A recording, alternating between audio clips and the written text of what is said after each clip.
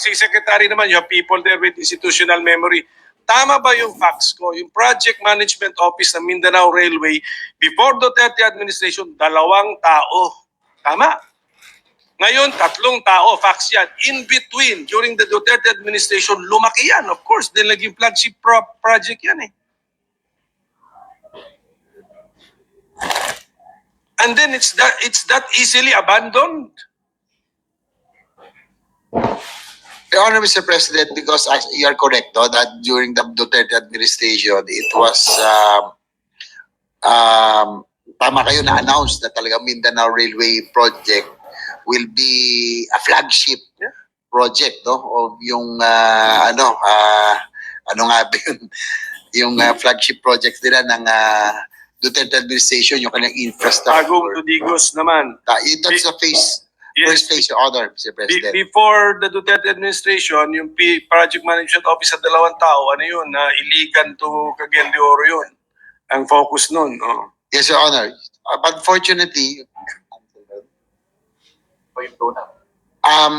when at the onset of the new administration, we withdrew the loan application because hindi po nagkasundo with the Exim Bank, no? DOF and China Exim Bank had a disagreement, so we withdrew the loan application. So probably one of the reasons that the DBM did not put funding anymore kasi nga po hindi na po siya ongoing. But sa DOTR naman po kasi there's a policy difference sa kanila po kasi they would want to continue funding it because yung mga prerequisites po that were discussed earlier, no, yung pong land acquisition, utilities, relocation has to continue, so that because for example, the Mindanao Railway project is a NEDA approved project, this will happen later on. But we're hoping that the DOTR is hoping that the Mindanao Railway project will still be funded para po yung mga prerequisites will be taken care of so that when the project commences in the future, at least po hindi na maulit yung mga same mistakes that we are encountering now with the NSCR and the Metro Manila Subway project. Okay, so the Mindanao Railway project is still part of the rail transport program.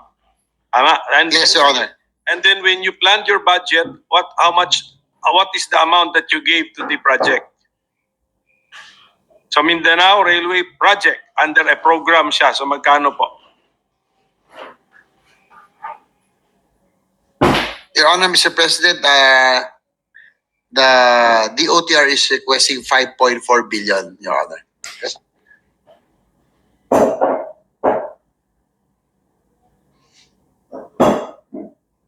So 5.4 billion po yung Mindanao Railway project. Okay. And that is found,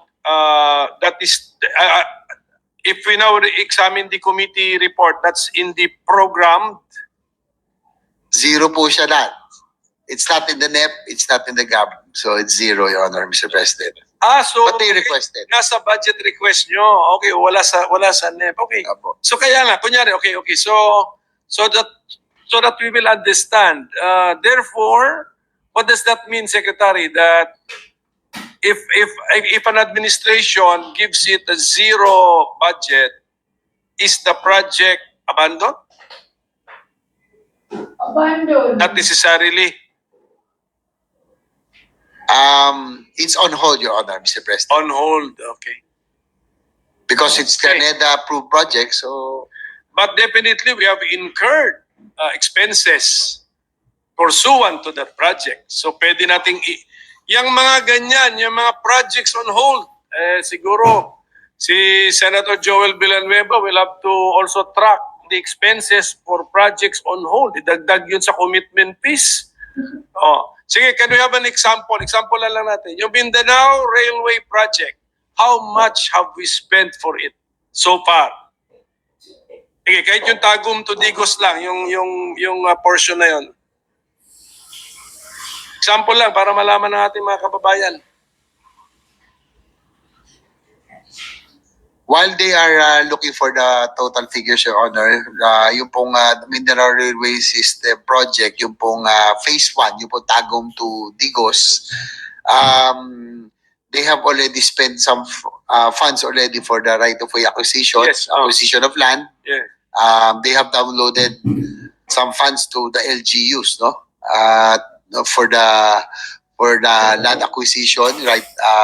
Also yung relocation, among others, no? So ang problema ho ngayon because of sa 2024, Yes, sir. hindi na ho nilagyan, tatlo na lang po yung pong personnel in Mindanao Railway. Yung monitoring will be a challenge.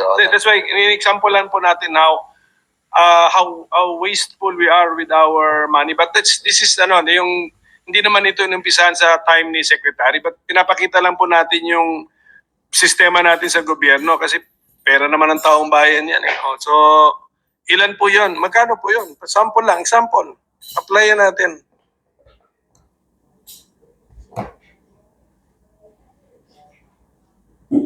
Your Honor, according to DOTR, they have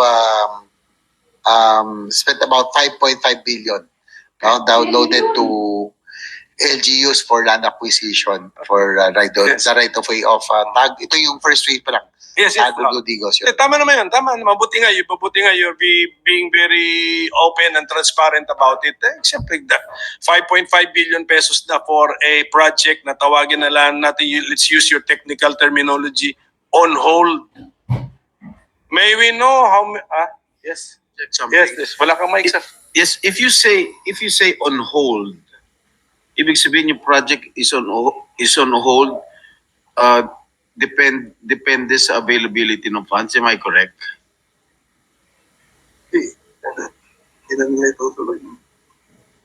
The project will be put on hold until the availability of funds. Am I correct?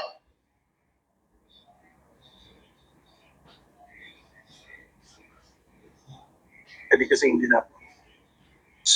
That is correct, Mr. President, that according to the OTR, additional preparatory works, no, prior to the loan agreement, if ever it pushes through, are not being done because of the lack of funding. In this case, for 2025, Your Honor, Mr. President, yung kanila pong 5.4 billion, yung sa NEP po is zero.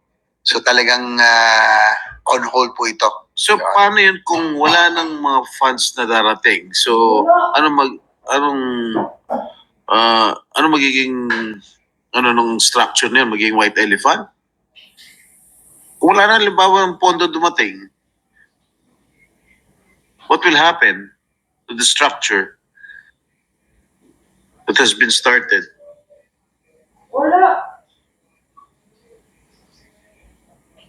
Your Honor, Mr. President, that is why one of the reasons that the DOTR is appealing for funds so that the project management office, for example, of the Mindanao Railway System, would continue. Kasi po sa ngayon, if I may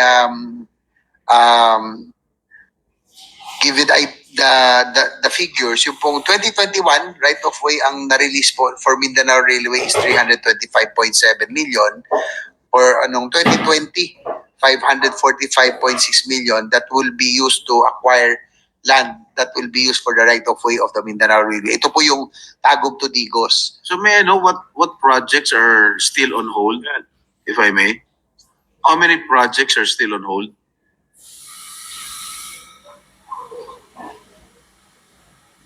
With the indulgence of the minority leader. That was my next question. Your Honor, mostly the railway projects. No? Ito pong Mindanao Railway System, and we can already also consider South Long Haul. Although may funding siya ng konti noong 2024, kung hindi rin po mapupunta to, it will be on hold also. Ito yung South Long Haul, ito po yung Bicol line, no, from Metro Manila going to So how many projects all in all, Mr. Sponsor? total na. Priority na priority.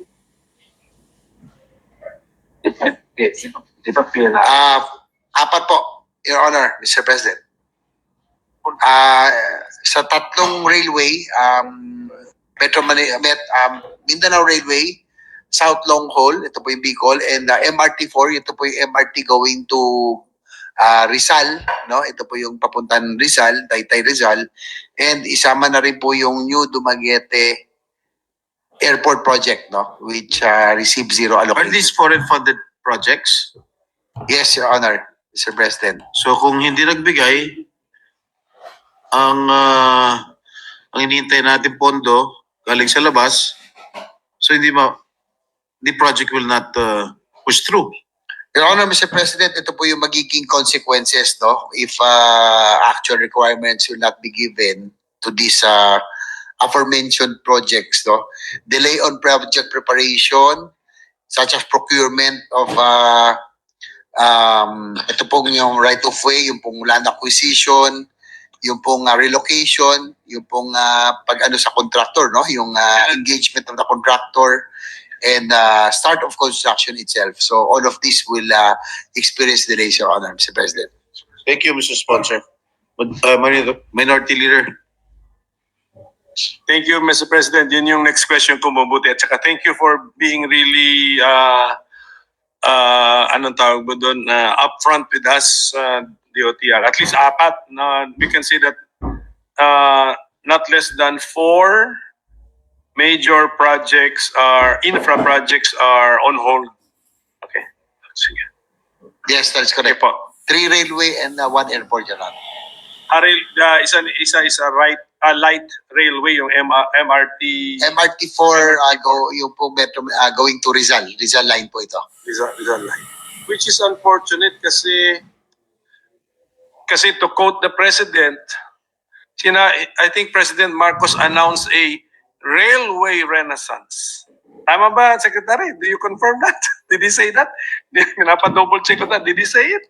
Yes, Your Honor. That's correct. There will be a railway renaissance. That's Sabi mo correct. ng boss niyo, sir. Principal ninyo. Oh. And then 3 railway projects are on hold. So how do we reconcile words with reality?